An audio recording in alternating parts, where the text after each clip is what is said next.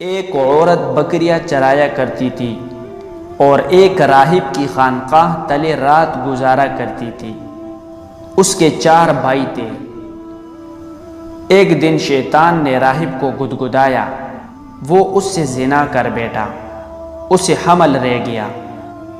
شیطان نے راہب کے دل میں یہ بات ڈالی کہ اب بڑی رسوائی ہوگی، اس سے بہتر یہ ہے کہ اسے مار ڈال اور کہیں دفن کر دے۔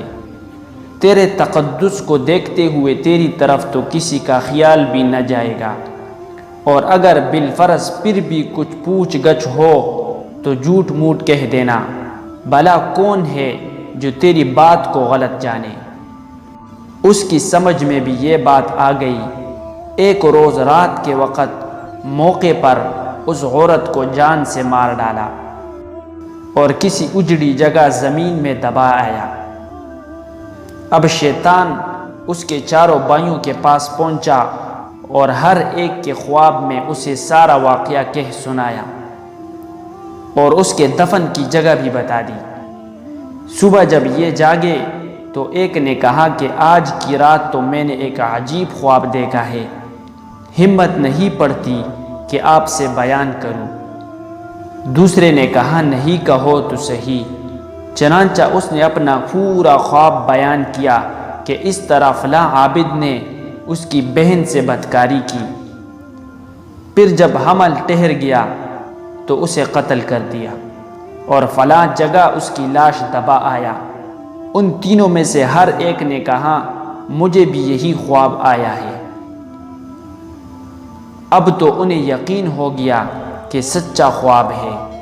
چنانچہ انہوں نے جا کر حکومت کو اطلاع دی اور بادشاہ کے حکم سے اس راہب کو خانقاہ سے ساتھ لیا اور اس جگہ پہنچ کر زمین کھود کر اس کی لاش برآمد کی۔ کامل ثبوت کے بعد اب اسے شاہی دربار میں لے چلے۔ اس وقت شیطان اس کے سامنے ظاہر ہوتا ہے اور کہتا ہے کہ یہ سب میرے کیے کرتوت ہے، اب بھی اگر تو مجھے راضی کر لے تو جان بچا دوں گا۔ اس نے کہا جو تو کہے، کہا مجھے سجدہ کر لے۔ اس نے یہ بھی کر دیا۔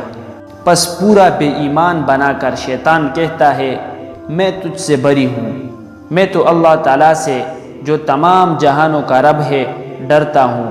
چنانچہ بادشاہ نے حکم دیا اور پادری صاحب کو قتل کر دیا۔ اس واقعے کا حوالہ تفسیر ابن کثیر جلد نمبر 5 صفحہ نمبر 322-323 ہے۔